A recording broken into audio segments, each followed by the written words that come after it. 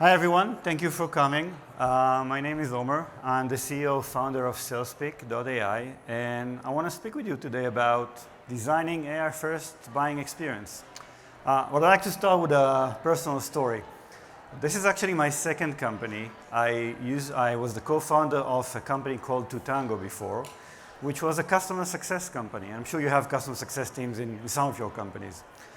I remember me being on stages like this, smaller and larger, convincing people that the most difficult position in any company is being a customer success manager and being customer success executive. And I can tell you, after running Salespeak and working with marketers like you for the last 2 years, I've changed my mind. I actually think being a marketer today is one of the most difficult positions out there. Everything is changing, right? Technology, buyer, pressure, everything is changing, and you guys need to evolve and reinvent your position, whatever it is, every month, every year. And I think the fact that you're here in this conference actually makes sense. Hopefully you'll gain value from this presentation as well. So first of all, kudos to you. This talk is not about you. I know there's a lot of vendors that came here on stage and tried to help you and tried to provide you with tools that is going to help your team and spoke about them. I want to speak about somebody that I think it's a bit more important. Remember the first thing we learned in marketing school?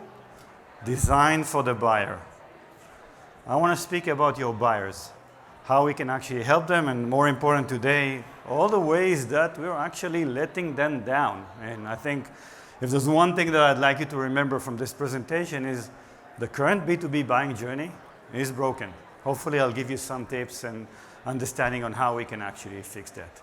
But let's have this conversation as focus on the buyer. And you guys are actually buyers as well. You may not be buying security products, but you are buying marketing products, sales products. So when I give some examples, think about this as you are the buyer. Why is that important? Let's take a look at one journey that everybody speaks about in a CISO day. If a Cisco asks ChatGPT and all the other friends today some question about you, like, what are the best Zero Trust solutions for a healthcare CISO in a multinational company? If that's your solution, will you be found? Will you be represented accurately? Will you get chosen? This is just one aspect of why is it important to actually define an AI-first buying journey. That's an important step in that. But let's start with the beginning. Your buyers have changed. AI is actually setting the expectation at a very, very high level. I'll give you an example. Did anybody take a Waymo on his way up here to the week? Nobody took a Waymo? Did everybody ride a Waymo? Do yourself a favor, please, please. You're in Austin or come to San Francisco. I'm from San Francisco. Go ride a Waymo. Go outside this evening, just book a Waymo. I'll tell you about my experience. The first 2 minutes, me in San Francisco in a Waymo was like, holy, wow. That's like, how can that be? It's like amazing. You know what happened after 2 minutes? There's another Waymo, another Waymo, another Waymo, like 50 Waymos over there. All of a sudden, I'm not excited for a Waymo anymore. Things that blowed up my mind 2 minutes ago, the bar is that high. So think about your buyer. ChatGPT, right? 2 years ago. Everybody right now is looking for how do I get instant, expert answers that I can trust. Again, bar is higher. How do I get those things very quickly? Conversations are happening in places that you were not there before, like LLMs. And again, how do I become there? Most important, there are a lot of companies that are using AI in the wrong ways. How many of you got 50 spam emails today? LinkedIn messages. Why are we getting that? Because it's very easy to use AI as a spam cannon to send, very easy, somebody visit my website. Let's get him on an 8 email sequence. That's not smart. And the result is that your buyers are being flooded or being spammed. And they expect an experience that is actually better for them and not for you. So think of it. Your buyer expectation have changed. And not because of companies like me. because OpenAI and Google and Anthropic and everybody's actually elevating their level of experience. Now, with that in mind, if they have changed, what about their buying journey? What have we done in order to accommodate that? Now, these are the most important pitfall in almost any company's buying journey. Let me cover this for a second. Form-first approach. You come to a website. You want to get some information. Wait. There's a form. You have to fill up the form. Is that good for the buyer or good for us, for the company? It's not good for the buyer. The qualification gauntlet. I love this. You want some information? No, you're not qualified. No. You don't get that information. You maybe. Why? Why not give everybody what they want? No.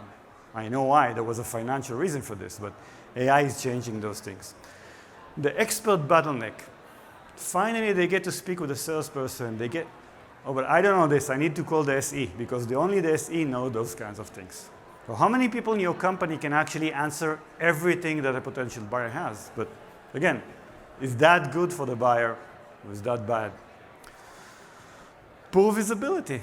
I mean, so much spam, so much noise, so LLMs. Where do I get those kinds of things? Also, think about your company, okay? Is there pricing information there? Do you put pricing information?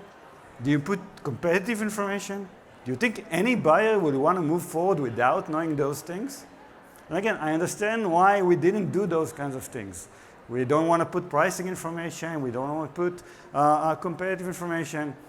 The buyer doesn't care. He's going to go to ChatGPT or Anthropic and say, go fetch this pricing. Figure out for me. How do we actually do those kinds of things?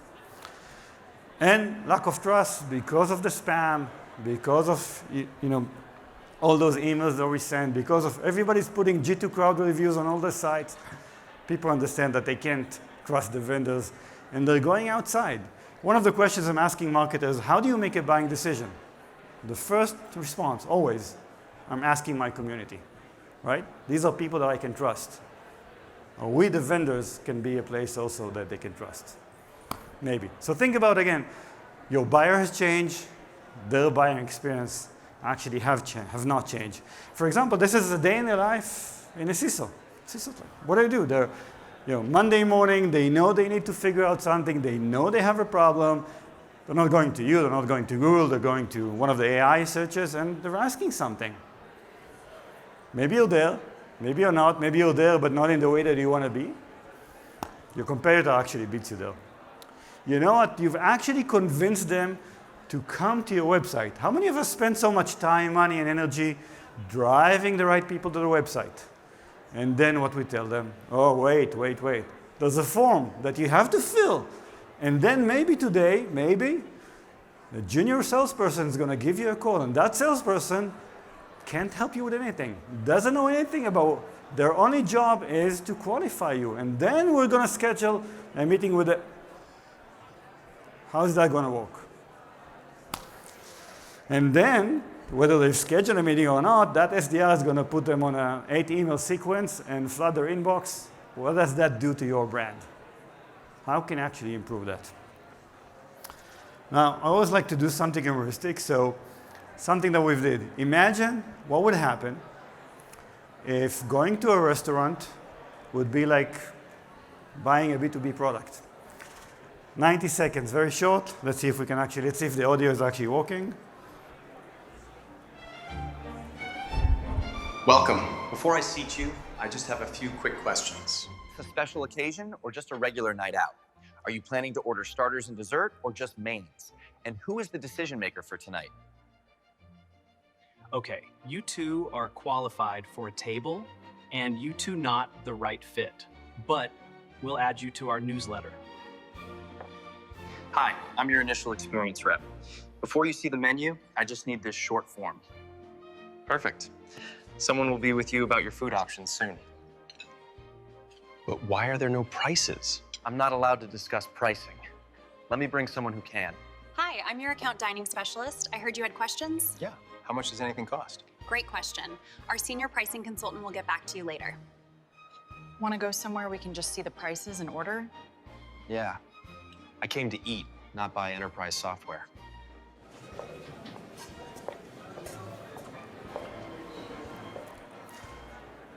By the way, AI, we thought about this movie yesterday morning, and yesterday evening we had it ready. You can do amazing things with AI. Not that I'm happy with the quality, but imagine 6 months ago, it would take me like three people and 4 weeks. So you can do a lot of AI. One of the things that really excites me as a founder and running an AI company is that AI can be used. Yes, it can be used to improve your efficiency and productivity and write content. It can be used and should be used to create new experiences. And I think one of the roles of a marketer is how do we tell the story? How do we create different experiences? There's so many things that AI can actually help you with. So let's think about, again, security people. Your story's attack surface. One of the terms I've learned recently about working with many cybersecurity companies. So if you want to make sure that our story is being told right, that our brand is being represented, that we're hitting the right message, usually there are 3 different things that potential customers could be coming from. One is we spoke about the LLMs. AI, whether that's Anthropic, OpenAI, those kinds of things, it's often the first touch, right? That's the first thing they're going to go there. You might not be there. One of the most frustrating things is that you are there, but not in the way that you actually want to be represented. How can I actually help you with that? The second thing is, again, your website and content. I would argue that most of you, or most of the companies, design the website with you in mind and not necessarily with the customer. You added friction, you added gated information there, you added so many hoops that your buyers need to jump through. And again, there was a good reason for that. AI can change those things, and you don't have an option. I think if you're not going to change that, they're going to shift away. And the third thing is, again, speaking with SDRs, emails, necessary evil, I know from time to time, but how can we actually do better in those kinds of things? And when I think about how can we help you improve the B2B buying experience, B2C is completely different, but B2B is really having intelligent conversation everywhere. Every potential customers of yours would love to speak with your CTO, would love to speak with your CEO, would love to speak with your CPO. We can't, right? I wish that, again, every CEO would be at the front of the website and would be able to speak with everybody. But that's the kind of things. How we enable you to have intelligent conversation from the email, from everything else.